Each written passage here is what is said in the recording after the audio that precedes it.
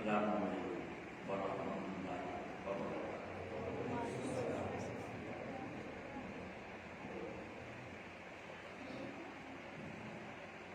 الحمد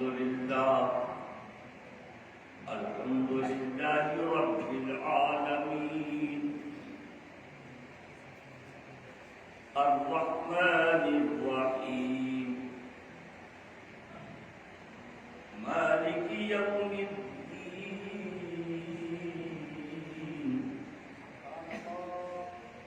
والعاقبۃ للمتقین والصلاة والسلام على سيد المرسلين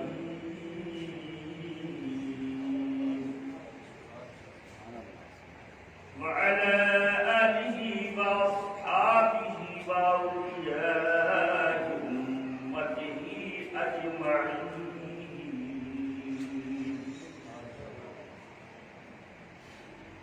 برحمتك يا أرحم الراحمين.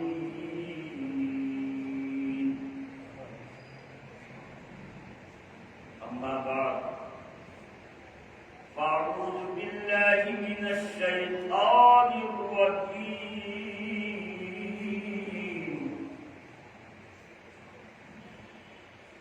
بسم الله الرحمن الرحيم.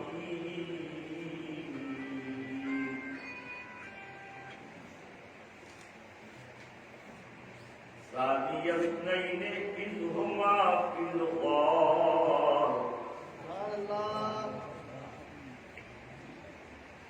يقول لصاحبه لا تحزن إن الله معنا صدق الله العظيم وبلغنا رسوله النبي الأمين الكريم ونحن على ذلك لمن الشاهدين والشاكرين والآمنين والحمد لله رب العالمين.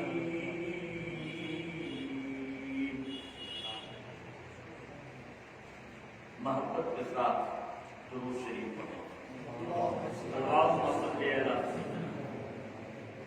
ومولانا محمد ماجد الجود والکرم وعلى آله وأصحابه وبارك وسلم صلاة وسلام علیک یا رسول اللہ. آج کے اس پروگرام سے مجھے انتہائی خوشی ہو رہی ہے.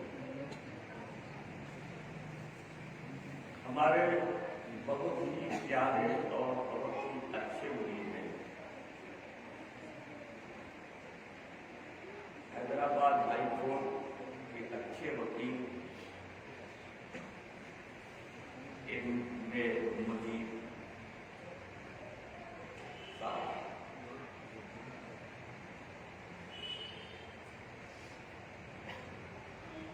جنہوں نے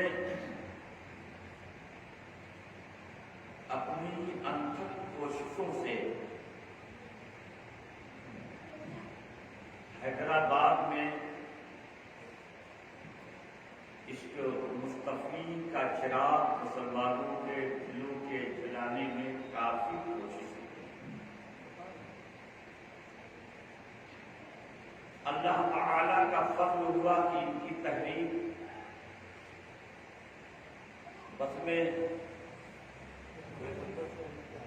بسم رحمت عالم کافی ترقی پذیر ہوئی. اس کے ذریعے سے دین اور سنیت کا کافی کام ہوا. اور جب سے اس وقت کے ساتھ ہمارے مولانا صاحب حافظ قرآن عظیم قاری قرآن کریم جناب محمد وسیم صاحب وابستہ ہوئے تو اس بزم کل ہند بزم رحمت عالم کو خوب ترقی دی. سونے کے سہاگا کا کام تھا. جب سے یہ مجھ سے وابستہ ہوئے یقینی طور پر مجھے ان کی ساتھ سے بھی انتہائی خوشی ہوتی ہے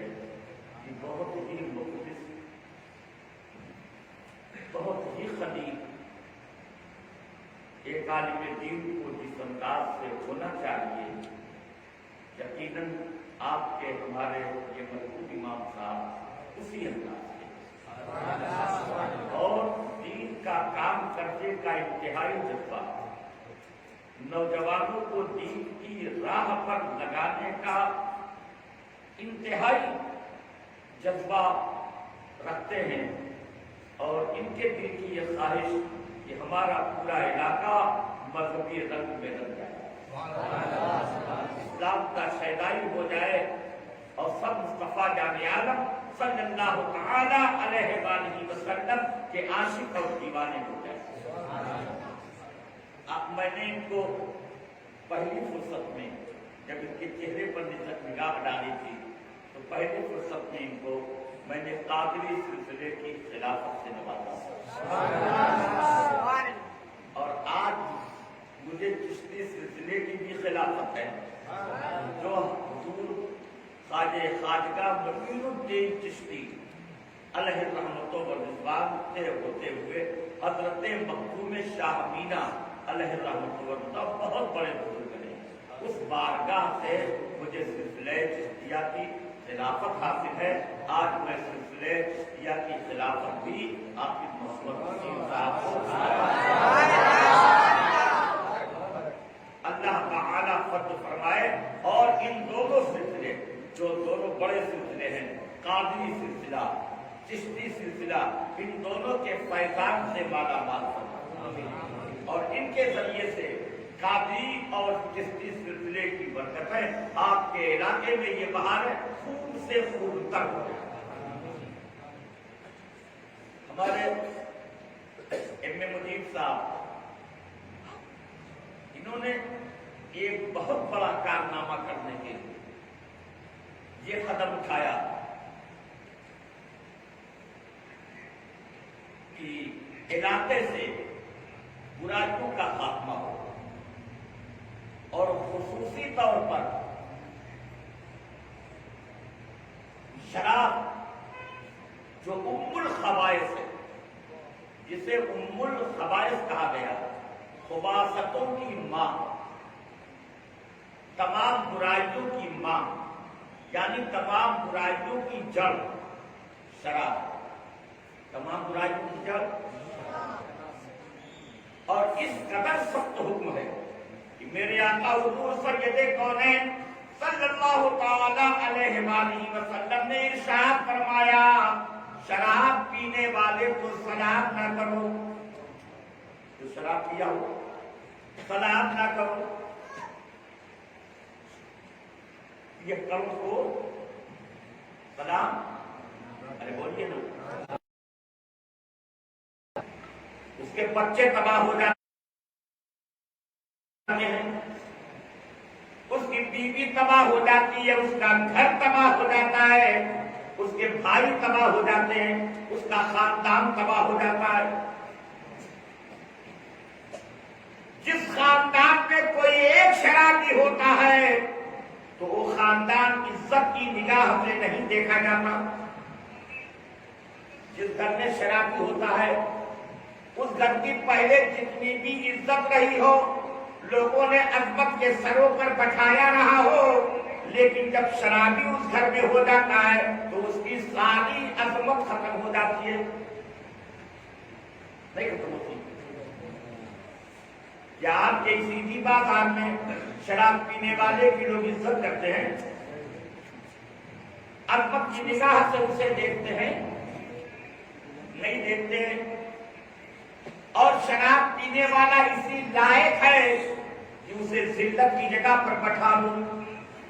और हम क्या बैठाएंगे, आप क्या बैठाओगे?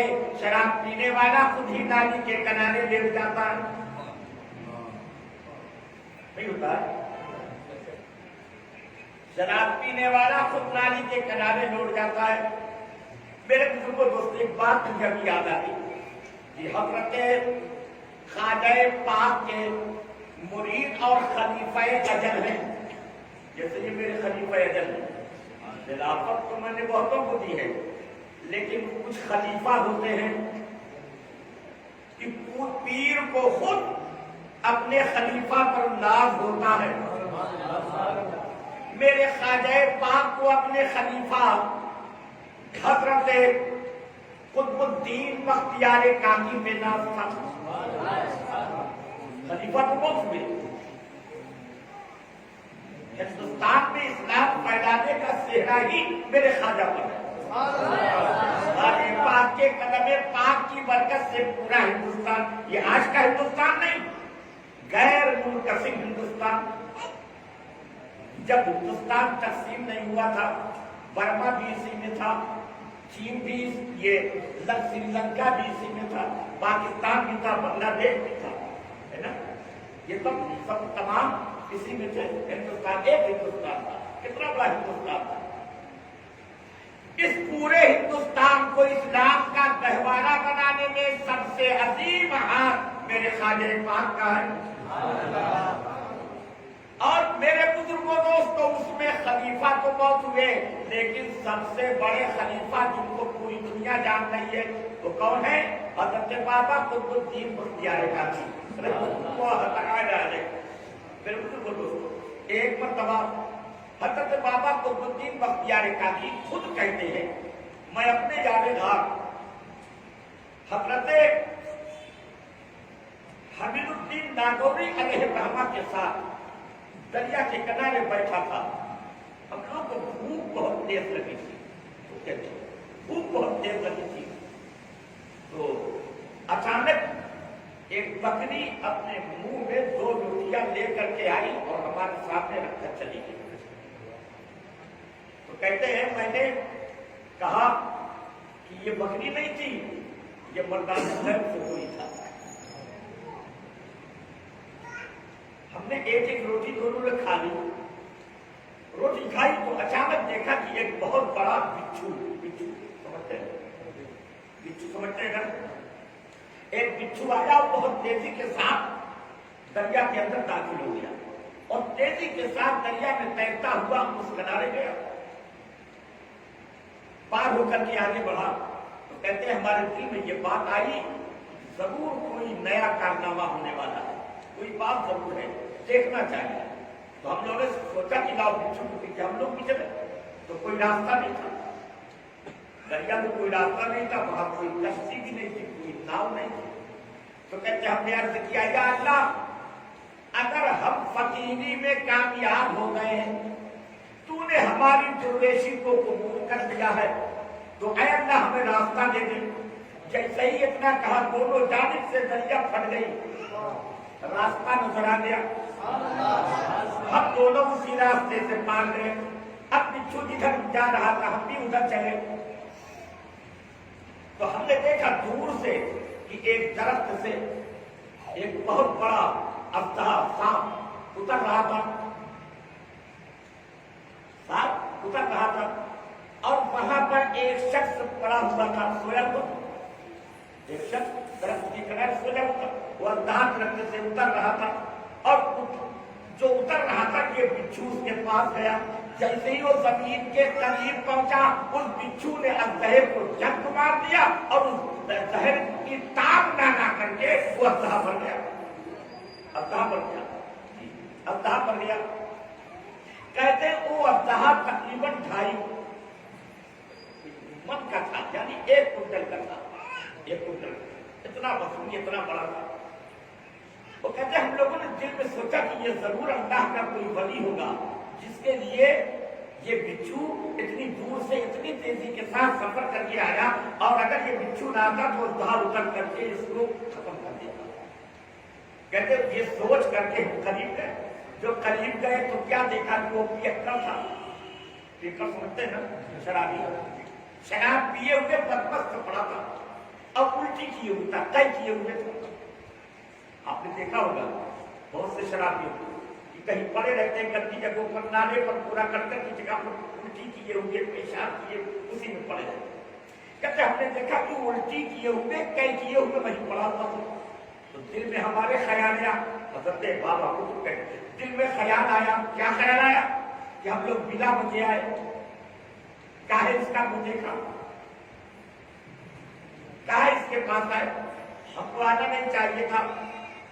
لیکن کہتے جیسے ہی یہ دل میں خیال آیا تو آواز آئی، اللہ رب العزت نے فرمایا اے قطب سنو، اگر میں صرف نیکوں کی ہی حفاظت کروں گا تو بروں کی حفاظت کون کرے گا؟ کہتے اس کے بعد اس کی آنکھ کھل گئی، اس کی آنکھ کھل گئی تو اس نے مرا ہوا اژدہا اپنے بغل میں دیکھا تو اس نے فوراً پینے سے توبہ کر لیا۔ بابا کتب کہتے اس نے توبہ کیا اور اس کے بعد اس نے 50 حج پیدل چل کر کے کیا۔ اللہ تعالیٰ نے اسے اپنا محبوب بنا دیا۔ میرے بزرگوں دوستوں، کہنا یہ ہے کہ ایسا ہے جو شرابی ہو، بدکار ہو، برے ہو تو چاہیے کہ ان کی اصلاح کی جائے، ان کی جیسے ہمارے مولانا صاحب نے، ہمارے وکیل صاحب نے اس کا بیڑا اٹھایا ہے کہ ہم برائیوں کا خاتمہ کر کے اپنے نوجوان، اپنے بچوں کی اصلاح کی پوری کوشش کریں گے۔ اور انہوں نے یہ بھی ارادہ کیا ہے کہ ہم حکومت حیدرآباد سے، جیسا کہ ابھی انہوں نے عرض کیا، پرزور اپیل کرتے ہیں کہ حکومتی سطح پر اس پر پابندی لگا دی جائے، اس لیے کہ اس سے نوجوانوں کی زندگیاں تباہ ہو رہی ہیں، نوجوانوں کی زندگیاں تباہ ہو رہی ہیں۔ کیا بتاؤں میرے بزرگوں دوستوں، میں نے ایک بار دیکھا ہمارے علاقے میں ایک نوجوان تھا شراب پینے کا عادی تھا۔ ایک بار اتفاق سے، میری بھی نوجوانی کا وقت تھا، اتفاق سے میں کہیں سے آیا تو دیکھا کہ مدرسے کے سامنے وہ جو ہے کھڑا ہوا تھا۔ جیسے اس کو میں نے دیکھا، یہ میری چھڑی ہے، میں چھڑی لے کے ہمیشہ سے چلتا ہوں۔ آج کی میں نے صرف یہ ارادہ کیا کہ مصطفیٰ جانے عالم کی سنت ہے، اس لیے چھڑی کا استعمال کیا جائے، ہمیشہ سے یہ کرتا رہا۔ چھڑی ہوا کیا میرے بزرگوں دوستوں، اس وقت باہر ٹرک ایک گاڑی کھڑی ہوئی تھی، وہ جیسے ہی مجھ کو دیکھا تو ٹرک کے پیچھے چھپنے لگا۔ میں نے ڈنڈا اٹھایا، اپنی چھڑی اٹھائی اور اس کو دوڑایا تو بہت دیر تک آؤں۔ میں نے کہا سنو تم مر جاؤ گے، تمہاری جو حالت ہے، ڈانٹ کر کہا اب کیا بتاؤں۔ اس کے بعد بس کچھ دنوں کے بعد، 2-4 دن کے بعد فوراً میرے بزرگوں دوستوں کو ایک ہی بات نہیں کرو، یہ دیکھیے یہ میری کرامت ہے، اس نے اپنی حالت ایسی بنا لی تھی۔ جو شراب پینے والے ہوتے ہیں ڈاکٹروں سے پوچھیے، ان کا پھیپھڑا خراب ہو جاتا ہے، ان کا کلیجہ خراب ہو جاتا ہے، ان کا دل خراب ہو جاتا ہے، روحانی طور پر، باطنی طور پر ان کا دل تو کالا ہو ہی جاتا ہے، لیکن جسمانی طور پر بھی ان کا دل، ان کا پھیپھڑا ڈیمیج ہو جاتا ہے۔ معلوم ہے کہ نہیں؟ شراب پینے والے جو زیادہ پینے لگتے ہیں ان کا پیٹ خراب، پیٹ کے اندر کھیاپڑی پڑ جاتی ہے۔ اکثر میں نے بہت سارے لوگوں کو دیکھا ہے جو شراب پینے والے ہیں وہ بے موت پڑ جاتے ہیں۔ اے میرے بزرگوں دوستوں، میں کہنا یہ چاہتا ہوں کہ شراب بہت بری بلا ہے۔ اور ابھی جا رہا ہوں کسی شراب کو منع کرنے کے لیے، کیا ابھی بڑی بری بات سن لو میرے بزرگوں دوستوں، شراب پینے والے کو آپ پر بھی ضروری ہے، اس سے نفرت تو اسی کرنا نہیں ہے بلکہ اس کی اصلاح بھی کرنا ہے، اس کی اصلاح کرنا ہے۔ حضور سید عالم صلی اللہ تعالی علیہ وآلہ وسلم کا ارشاد پاک سنو، میرے آقا فرماتے ہیں جس علاقے میں، جس محلے میں، جس بستی میں، جس آبادی میں برائی عام ہو رہی ہو اور اگر وہاں کوئی ایسا شخص موجود ہے جس کا اثر علاقے کے لوگوں پر ہے کہ اس کے منع کرنے سے برائی کا خاتمہ ہو سکتا ہے، اس کے روکنے سے برائی ہو سکتی ہے، تو اگر وہ شخص جو قائد ہے برائی کو روکتا نہیں ہے تو اللہ تعالیٰ وہاں عذاب نازل فرما دے گا، اور جب عذاب نازل فرمائے گا تو صرف برائی کرنے والے ہی اس کی لپیٹ میں نہیں آئیں گے بلکہ وہاں جو نیکوکار عبادت گزار ہے وہ بھی اس کی لپیٹ میں آئیں گے، یعنی ان پر بھی عذاب ہوگا، وہ بھی عذاب میں گرفتار ہو جائیں گے۔ بات سمجھ رہے نا؟ اس لیے میرے بزرگوں دوستوں، سب اپنا فریضہ سمجھو کہ یہاں جوا کھیلا جا رہا ہے، آپ اکیلے منع کر سکتے ہو تو منع کرو، اکیلے نہیں تو 2-4 آدمی کی صورت میں جا کر منع کرو، وہ بھی نہیں ہو سکتا ہے تو اپنے امام صاحب اور محلے کے اچھے لوگوں کو لے کر جاؤ، ان لوگوں کو منع کرو۔ اگر بات سے نہیں مانتے ہیں تو ڈنڈے سے مار کر منع کرو، اور اگر ڈنڈے سے مارنے کی صورت نہیں ہے، یعنی اتنی طاقت آپ کے پاس نہیں ہے، آپ کو زخمی کر دیے جائیں گے، آپ کے ساتھ دشمنی ہو جائے گی، تو آخری صورت جو میرے آقا نے فرمایا ہے کہ اس کو دل سے برا جانو، دل سے پھر میرے آقا فرماتے ہیں لیکن یہ سب سے کمزور ایمان ہے، سب سے کمزور ایمان ہے۔ یعنی کیا مطلب؟ برائیوں کو زبردستی روکنا چاہیے، اپنی طاقت سے روکنا چاہیے۔ اگر زبان کی طاقت استعمال کر کے برائی ہو سکتی ہے تو اس سے روکو، ورنہ پھر اپنی طاقت، ہاتھ کی طاقت سے روکو۔ اور اگر اس سے آپ کو خطرہ ہے کہ آپ کے ساتھ وہ گنڈے ہیں دشمنی کر کے آپ کا خاتمہ کر دیں گے، آپ کے ساتھ برا سلوک کریں گے، آپ کو پریشانی میں مبتلا کریں گے، تو ایسی صورت میں میرے آقا نے فرمایا اپنا نقصان نہ اٹھاؤ، اس صورت میں آپ دل سے اس کو برا جانو، اور دل سے برا جانو اور خاموشی اختیار کرو۔ لیکن میرے آقا نے فرمایا یہ سب سے کمزور ایمان ہے۔ بات سمجھیے نا میرے بزرگوں، دوستوں، ہمیشہ برائیوں کو برا جانو بھی زبان سے روکو، زبان سے نہ روکے تو ہاتھ سے روکنے کی کوشش کرو۔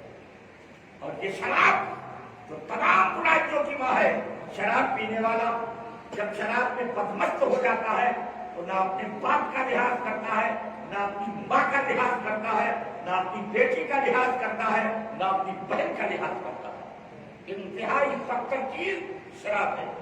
میرے بزرگوں، دوستوں، جب اللہ تعالیٰ نے انسان کو بلند مرتبے سے نوازا، انسانیت پر نوازش ہوئی، فرشتوں نے اعتراض کی صورت میں عرض کیا تھا مولا تو اپنا خلیفہ حضرت آدم کو بنا رہا ہے، یہ انسان، یہ آدمی زمین پر خون ریزی کرنے والے، تمام برائیاں کرنے والے، یہ تو کریں گے، ہم تو تیرے لیے کافی ہے، تیرا ذکر ہمیشہ ہم کرتے ہیں، تیری پاکی ہمیشہ ہم بیان کرتے ہیں، تیری عبادت میں ہمیشہ مستغرق ہم رہتے ہیں، اور اے مولا تو انہیں بنانا۔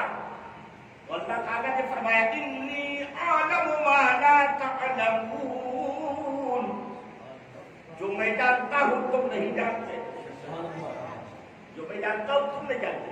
فرشتوں نے یہ سوچا کہ اللہ تعالیٰ نے ہم کو اپنا مقرب بنایا ہے، قریبی بنایا ہے، اس کی عبادت ہم کرتے ہیں، اس کی پاکیزگی میں ہمیشہ بیان کرنے میں ہم مصروف رہتے ہیں۔ اب اللہ تعالیٰ انسانی صورت آدمی کو پیدا کرے گا، اس کی کیا ضرورت ہے؟ اور اللہ تعالیٰ نے فرشتوں کو چونکہ صرف عقل دیا ہے، کیا دیا ہے؟ صرف عقل دیا ہے، بہت اللہ عقل صرف دیا ہے فرشتوں کو، اور جانور ہے نا جانور، یہ گدھا، بکری، بھینس، گائے، کوئی بھی جانور، اللہ تعالیٰ نے ان لوگوں کو صرف خواہش نفسانی دیا ہے، عقل نہیں ہے۔ جانوروں کو اللہ تعالیٰ نے عقل نہیں دی، فرشتوں کو صرف عقل دیا، ان کے اندر خواہش نفسانی نہیں، خواہش نفسانی نہیں۔ اور جب خواہش نفسانی ہے ہی نہیں تو کسی برائی کا ارادہ کر ہی نہیں سکتے، ان کے دل میں کسی برائی کا، غلط کام کا خیال بھی نہیں آتا ہے، اس لیے صرف عقل کا استعمال کرتے ہیں، برائی کا مادہ فرشتوں کے اندر نہیں۔ لیکن جانور، ان کے اندر صرف خواہش نفسانی، ان کو عقل ہے ہی نہیں کہ وہ سوچ سمجھ کر کوئی کام کرے، جانور کے اندر عقل نہیں، صرف خواہش ہے۔ لیکن اللہ تعالیٰ نے فرشتے اور جانور کے بیچ میں انسان کو پیدا کیا، ایک طرف فرشتے صرف عقل والے، ایک طرف جانور صرف خواہشات نفسانی والے، اور پھر بیچ میں انسان، اس کو عقل بھی دے دیا، خواہش بھی دے دیا۔ اللہ تعالیٰ نے اس کو عقل بھی دیا، عقل کے ساتھ ساتھ خواہش بھی دے دیا، پھر ایک جانب جنت، ایک جانب جہنم، دونوں کے بیچ میں انسان کو کھڑا کر دیا۔ عقل کا استعمال کرو جنت میں جاؤ گے، صرف خواہش نفسانی کا استعمال کر کے گناہ کیا کرو گے تو جہنم میں جاؤ گے۔ اب شبیب الزما کہتا ہے فرشتوں کو اللہ تعالیٰ نے عقل دیا، ان کے اندر خواہش نفسانی نہیں ہے، وہ برائی کے بارے میں سوچ سکتے نہیں، ان کے اندر خیال بھی نہیں آتا ہے۔ جانور کو اللہ نے صرف خواہش دے دیا ہے، ان کے اندر ان کا سب کچھ معاف ہے۔ میرے بزرگوں دوستوں، اللہ تعالیٰ نے بیچ میں انسان کو عقل بھی دیا، خواہش بھی دیا۔ عقل کا استعمال کرو، برائیوں سے بچو۔ اب میری بات سنو، اگر انسان عقل کا استعمال کر کے برائیوں سے بچ جاتا ہے تو اس انسان کا مرتبہ فرشتوں سے بھی افضل ہو جاتا ہے۔ اور جو آدمی جانوروں کی طرح صرف خواہش نفسانی کا استعمال کر کے عقل کو پرے رکھ کر کے صرف برائیاں کرتا ہے تو وہ جانور سے بھی بدتر ہو جاتا ہے۔ بات نہیں سمجھے؟ بات سمجھیے گا۔ اب دیکھو فیصل کا جانتا یہ انسان کو کیوں پیدا کر رہا ہے؟ یہ خون ریزی کریں گے، جھگڑے کریں گے، آپس میں مار پیٹ کریں گے، برائیاں کریں گے۔ ہم تو تیری پاکیزگی بیان کرنے والے، ہم تیری عبادت کرنے والے، تیرے ذکر میں ہمیشہ مشغول رہنے والے۔ اللہ تعالیٰ نے فرمایا میں وہ جانتا ہوں تم نہیں جانتے، ایسا کرو میں تمہارا امتحان لے لوں۔ اللہ تعالیٰ سے فرشتوں نے عرض کیا مولا تم امتحان لینا چاہتا ہے لے لے۔ تو اللہ تعالیٰ نے فرمایا ایسا کرو اپنی جماعت سے، اپنے فرشتوں کی جماعت سے 2 فرشتے الگ کرو جو تمہارے اندر تم کو جن کے اوپر سب سے زیادہ ناز ہو، ان دونوں کو الگ کرو، الگ کرو۔ میں ان کا امتحان لے لوں۔ ان کے اندر میں انسان کی طرح خواہشات نفسانی کو بھی ڈال کر کے امتحان لے لیتا ہوں۔ ان لوگوں نے ہاروت ماروت 2 فرشتوں کو اللہ رب العزت کی بارگاہ میں پیش کیا کہ مولا یہ تو ہماری جانب سے تیری بارگاہ میں پیش ہے تو ان سے امتحان دے دے۔ اب اللہ تعالیٰ نے ان دونوں فرشتوں میں شہوت نفسانی ڈال دیا۔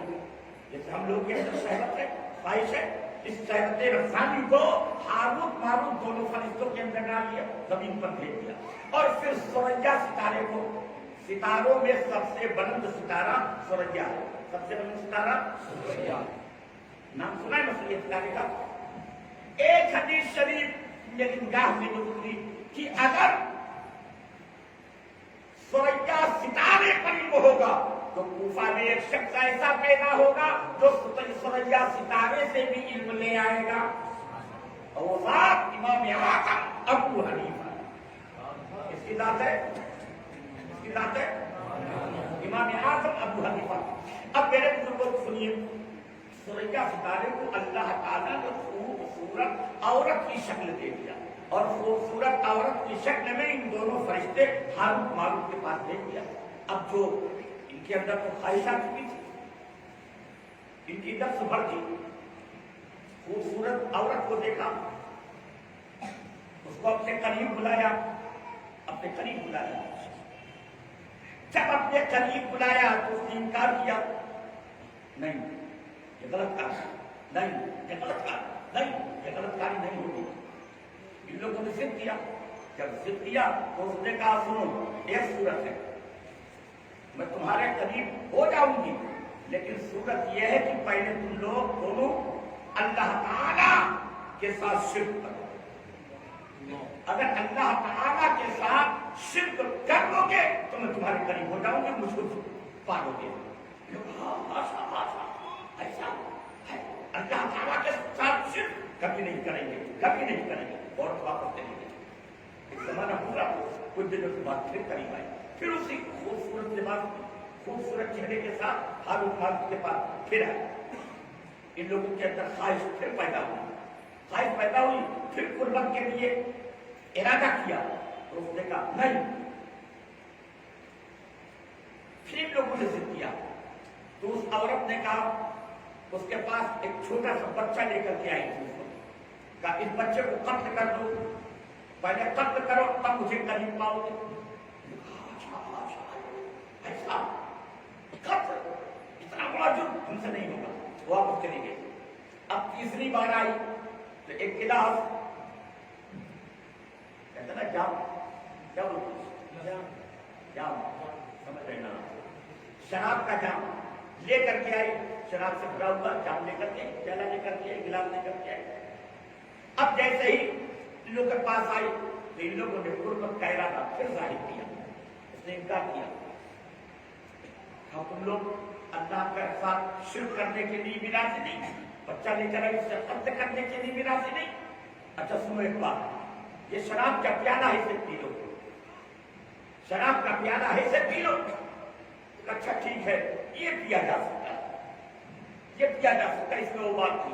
اب لوگوں نے لیا شراب پیا، جب شراب پی لیا تو ایسا بدمست ہو گئے، اتنا بدمست ہو گئے کہ اب اللہ کے ساتھ شرک بھی کر دیا اور جو بچہ لے کر کے آئی تھی اسے قتل بھی کر دیا۔ شراب سے پہلے کتنے زبردست طریقے سے ان دونوں نے انکار کیا تھا اللہ کے ساتھ شرک کرنے کا، بچے کے قتل کرنے کا، لیکن جب شراب پی لیا تو بچے کا قتل بھی ہو گیا، اللہ کے ساتھ شرک بھی ہو گیا۔ اب اللہ تعالیٰ نے فرمایا اب بتاؤ وہ انسان ہے، ان کے اندر عقل ہے لیکن شہوت نفسانی ہے، لیکن وہ تم سے اچھے ہیں۔ اب تم خود بتاؤ آخرت کا عذاب چاہتے ہو یا دنیا کا عذاب؟ جن لوگوں نے دنیا کے عذاب پر رضامندی ظاہر کی تو اللہ تعالیٰ نے عراق میں بابل میں ایک چاہ ہے بابل میں جو عراق میں دریا کے کنارے پر واقع ہے، اس میں ان لوگوں کو مقید کر دیا گیا۔ اے میرے بزرگوں دوستوں، میں یہ کہنا چاہتا ہوں کہ شراب کو جو ام الخبائث فرمایا گیا وہ کیوں؟ اسی لیے کہ آدمی شراب پینے کے بعد، میں تو کہہ رہا تھا، وہ اپنے باپ کا نہیں ہوتا ہے، اپنی ماں کی پاسداری نہیں کرتا ہے، اپنے بچوں کی حفاظت نہیں کر پاتا ہے، اپنے بہنوں کے ساتھ اچھا برتاؤ نہیں کر پاتا ہے۔ لیکن آپ کو میں نے دکھایا او فرشتہ جو کبھی کوئی برائی کے بارے میں سوچ بھی نہیں سکتا تھا، لیکن جب اللہ تعالیٰ نے انسانی خواہش اس کے اندر ڈال دی، اس نے اللہ کے ساتھ شرک بھی کر دیا، بچے کا قتل بھی کر دیا۔ اسی لیے اللہ کے پیارے رسول حضور سید کونین صلی اللہ تعالی علیہ وآلہ وسلم نے شراب کے لیے سختی سے ممانعت فرمائی ہے اور اسے ام الخبائث کہا گیا ہے۔ اے لوگوں، شراب سے بچو، دل سے توبہ کرو۔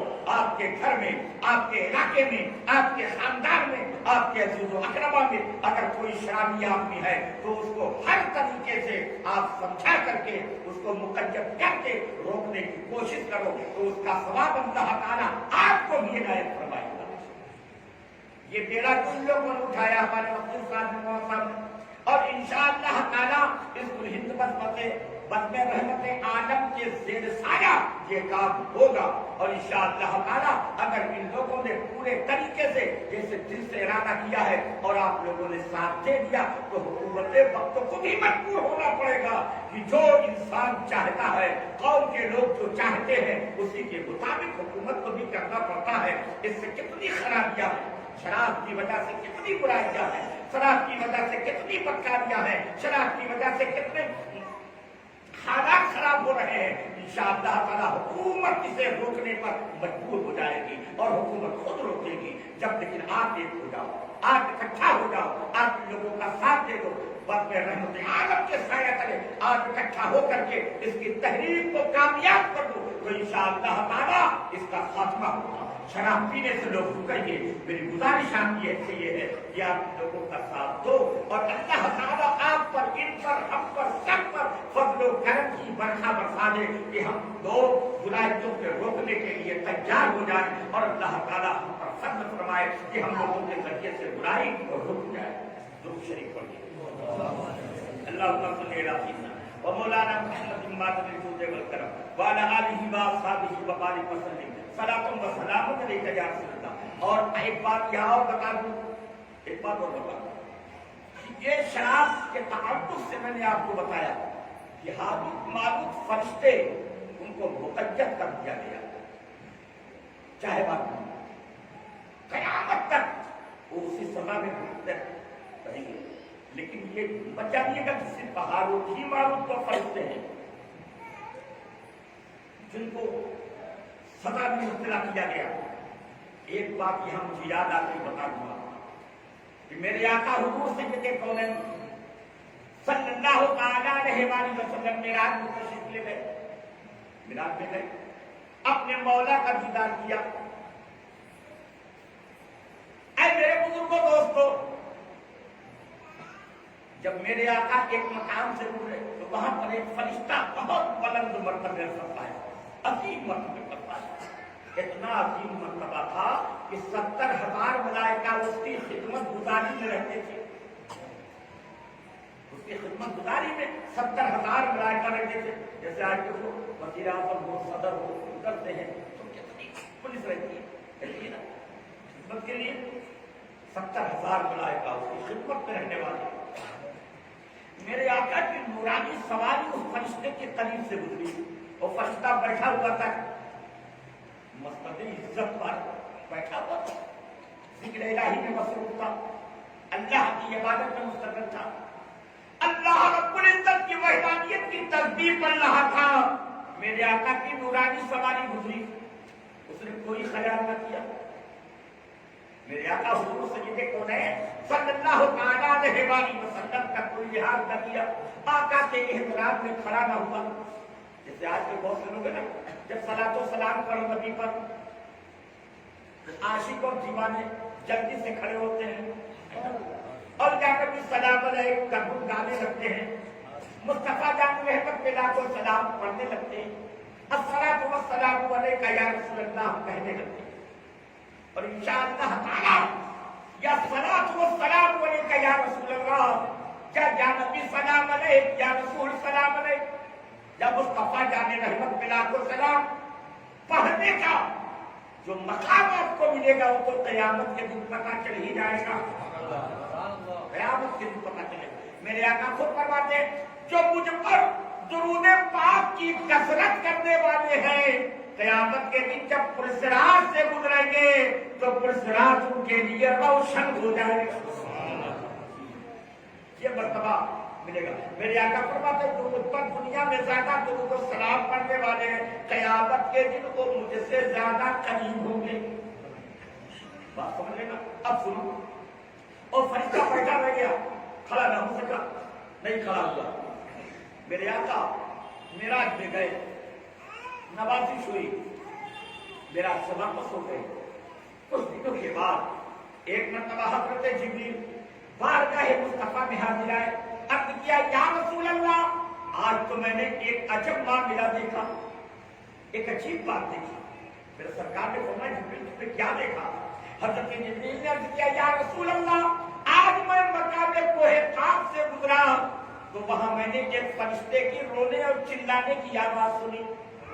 فرشتہ رو رہا تھا، چلا رہا تھا، گریوزاری میں مصروف تھا۔ میں قریب ہو گیا، میں نے اس فرشتے سے پوچھا تم تو فلاح ہو، تم کو تو اللہ تعالیٰ نے اس قدر نوازا تھا کہ 70,000 ملائکہ تمہاری خدمت میں رہتے تھے، تم یہ مقام ذلت میں کیوں، یہ گریوزاری کیوں، رونے کی وجہ کیا؟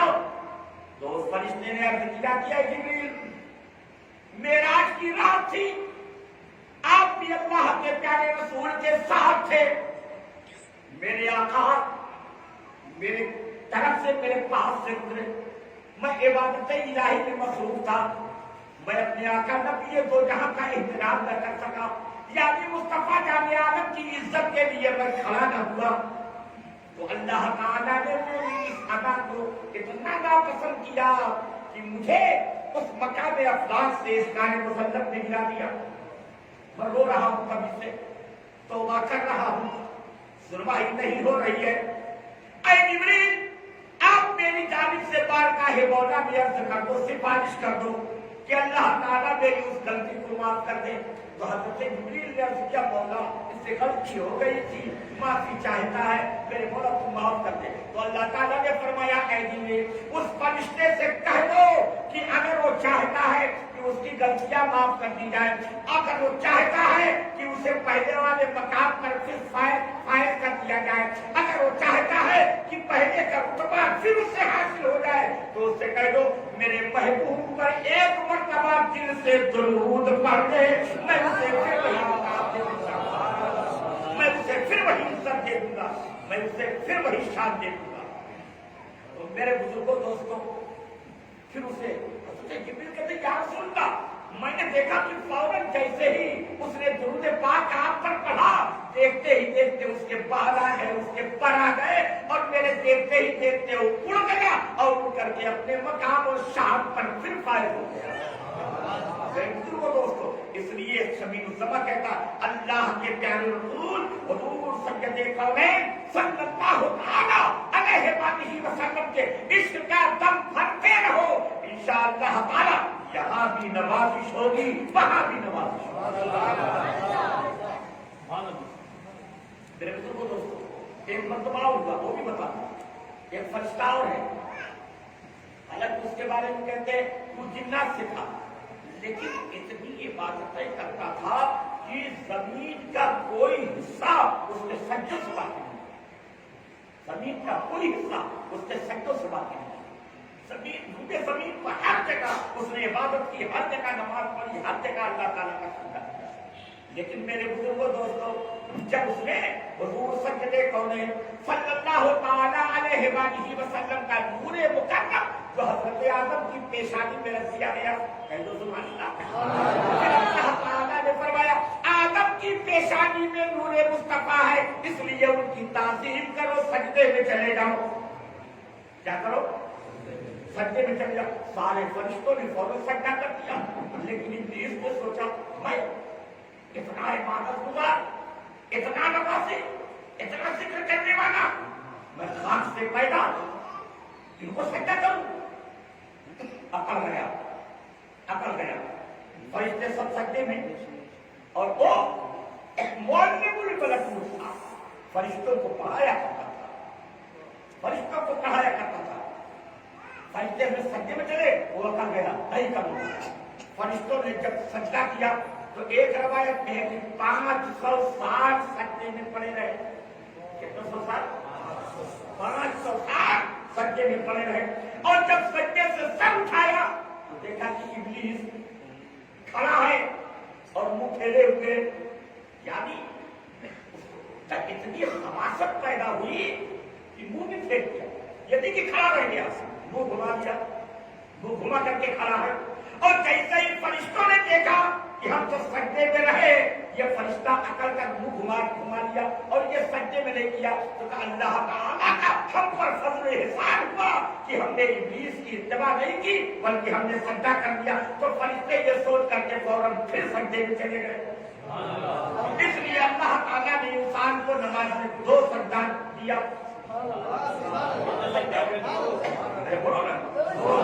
2 سجدے۔ پہلا سجدہ جو فرشتوں نے کیا تھا وہ تو حضرت آدم کا نور مصطفیٰ کی برکت کی وجہ سے تھا، لیکن جو دوسرا سجدہ کیا وہ اللہ رب العزت کے فضل کے شکرانے میں کیا تھا۔ اب جب اس نے سجدہ نہیں کیا تو اللہ تعالیٰ نے اس پر لعنت فرمائی، ملعون کر دیا، مربوط کر دیا، راگئے درگاہ ہو گیا، راگئے درگاہ ہو گیا۔ اور اب آپ کو میں ایک بات بتا دوں، راگئے درگاہ ہوا تو اللہ تعالیٰ نے اس کو اپنی صورت پر بھی باقی نہیں رکھا، ابلیس کو اپنی صورت پر باقی نہیں رکھا بلکہ اس کے چہرے کو بندر کی طرح بنا دیا۔ کس کی طرح؟ بندر کی طرح اس کا چہرہ مست کر دیا، اور اس کے جسم کو، چہرہ تو بندر کی طرح اور اس کا جسم خنزیر کی طرح کر دیا گیا۔ کس کی طرح؟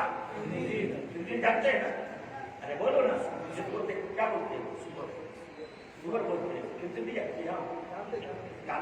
تو آپ نہیں جانتے؟ خنزیر کی طرح اس کا بدن کر دیا گیا اور چہرے کو بندر کی طرح کر دیا گیا، اور یہ اسی طرح ہمیشہ رہے گا، اسی طرح ہمیشہ رہے گا۔ بنا اللہ تعالیٰ فرض فرمائے ہم پر، یہ بتا رہا وہ معلم الملکوت تھا، فرشتوں کا سردار تھا، فرشتوں کو تعلیم دینے والا تھا، فرشتوں کو درس دینے والا تھا، لیکن اللہ تعالیٰ نے نور محمدی کی عظمت نہ کرنے کی وجہ سے اسے ایسا راندۂ درگاہ کیا کہ اب زمانے میں ہر جگہ قیامت تک بھٹکتا ہی رہے گا، بھٹکتا رہے گا۔ میرے بزرگوں دوستوں، اللہ تعالیٰ ہم سب کو شراب خوری سے بچائے اور ہمارے وکیل صاحب، ہمارے واپسی صاحب، ان لوگوں کی تحریر سے آپ جڑو اور ان کا ساتھ دو۔ اللہ تعالیٰ اپنے حبیب پاک کے صدقے میں ان کی تحریر کو کامیاب، اور آپ اپنے اوپر لازم کرو کہ آپ کے محلے میں جو شرابی ہیں انہیں روکنے کی کوشش جس انداز سے کر سکتے ہو اس انداز سے۔ آج چونکہ حضرت سیدنا ابو بکر صدیق رضی اللہ تعالیٰ عنہ جو میرے آقا کے یار غار ہیں، یار غار ہے، کہہ دو ایسے یار غار ہے، ان کے جیسا کوئی یار ہو ہی نہیں سکتا۔ حضرت صدیق اکبر کی طرح کوئی یار اور دوست ہو ہی نہیں سکتا۔ میرے بزرگ دوستو، حضرت ابو بکر صدیق رضی اللہ تعالیٰ عنہ کی وہ شان سے سوچو غار ثور میں گئے جہاں کوئی جا نہیں سکتا تھا۔ میرے بزرگ دوستو، میں نے بھی کوشش کی، غار ثور کو میں گیا اور بلندی پر چھوٹا سا سورا اندر جانے کے لیے، اس میں حضرت صدیق اکبر میرے آقا سے عرض کرتے ہیں یا رسول اللہ آپ پہلے باہر تشریف کرتے ہیں، میں اندر جا کے صفائی کروں۔ اس میں کوئی کبھی گیا نہیں تھا، جانے کیسے کیسے کیڑے ہو نہ کیسے کیسے جانور ہو، نہ جانے کیسا کیسا زہریلا سانپ ہو کیا ہو۔ اللہ صرف اس ذہن کو سوچو، اس ذہن کو سوچو کہ حضرت صدیق اکبر اپنی جان کی پرواہ نہیں کر رہے ہیں، مصطفیٰ جان عالم صلی اللہ تعالیٰ علیہ وآلہ وسلم کی محبت میں سب قربان کر لگاؤ حضرت صدیق اکبر کی شان کا۔ یا رسول اللہ آپ باہر تشریف رکھتے ہیں۔ حضرت صدیق اکبر اندر گئے، پوری صفائی کی، صفائی کے بہت سے سوراخ تھے، سب کو بند کیا، اپنی چادر کو پھاڑ دیا، پھاڑ کے سارے سوراخ حضرت صدیق اکبر نے بند کر دیے۔ اب کپڑے ختم ہو گئے، ایک سوراخ تھا، اس کے بند کرنے کے لیے کوئی کپڑا نہیں تھا۔ اور میرے بزرگوں دوستوں، حضرت صدیق اکبر نے اسی جگہ کھڑے ہو کر آقا کو آواز دے دی، آقا تشریف لے آئیے، میں نے صفائی کر دی ہے۔ اسی جگہ کھڑے رہے تاکہ وہ سوراخ کپڑے سے تو نہ بند ہو سکا ہے، میں اپنے پیر سے بند کر دوں۔ یہ صدیق اکبر کی محبت ہے۔ آقا دو جان تک تشریف لے گئے تو حضرت صدیق اکبر اسی مقام پر بیٹھ گئے جہاں ایک سوراخ بند کرنے سے باقی رہ گیا تھا۔ اپنے پیر کا انگوٹھا سوراخ میں رکھ دیا تاکہ اندر اگر کوئی کیڑا ہو، کوئی سانپ ہو تو باہر نہ نکل سکے۔ اور ایک سانپ جو ہزاروں سال سے انتظار کر رہا تھا، جی، اور اللہ کے پیارے نبی حضور سید کونین صلی اللہ تعالی علیہ وآلہ وسلم کی آمد کے متعلق سن رکھا تھا کہ میرے آقا ہجرت کریں گے، مکہ سے مدینہ تشریف لے جائیں گے، اور آتے ہوئے راستے میں سے گاروں شہروں میں آرام فرمائیں گے۔ تو وہ چلتے ہوئے یہاں پر آ گیا اور انتظار میں تھا آقا آئیں گے، میں ان کی زیارت کروں گا۔ آج حضرت صدیق اکبر نے اس سوراخ کو بند کر دیا۔ اب ادھر سانپ الگ اس کے مصطفیٰ میں مست ہے اور صدیق اکبر اس کے مصطفیٰ میں الگ مست ہے۔ سانپ سوچ رہا ہے میں دیکھ لوں گا، لیکن حضرت صدیق اکبر سوچ رہے ہیں کہیں سانپ نکلے زہریلا اور میرے آقا کو ڈس کر کے تکلیف نہ پہنچا دے۔ اس لیے حضرت صدیق اکبر نے سوچا میں تجھے نکلنے نہ دوں گا، میں تجھے نکلنے نہ دوں گا۔ ساتھ میں بار بار پہلے تو سر سے مارا، سر سے ان کے انگوٹھے پر سر سے تاکہ ہٹا دے، لیکن حضرت صدیق اکبر نے ہٹایا۔ جب سانپ مجبور ہو گیا تو اس نے ڈس لیا، حضرت صدیق اکبر سانپ کے اس ڈسنے کی وجہ سے پریشان ہوئے، لیکن پھر بھی پیر نہیں ہٹایا۔ مجھے میں آنے نہ دوں گا، باہر نکلنے نہ دوں گا۔ سانپ نے ڈسا۔ حضرت صدیق اکبر نے کہا جان تو قربان کر دوں گا، لیکن اے آقا میں آپ کو تکلیف نہ ہونے دوں گا۔ اور میرے بزرگوں دوستوں، اب یہیں پر ایک بات ہو، ٹائم بھی ہو رہا ہے، بس 2 منٹ، یہ ایک بات اور بتا دوں، ٹائم زیادہ بن گیا ہے۔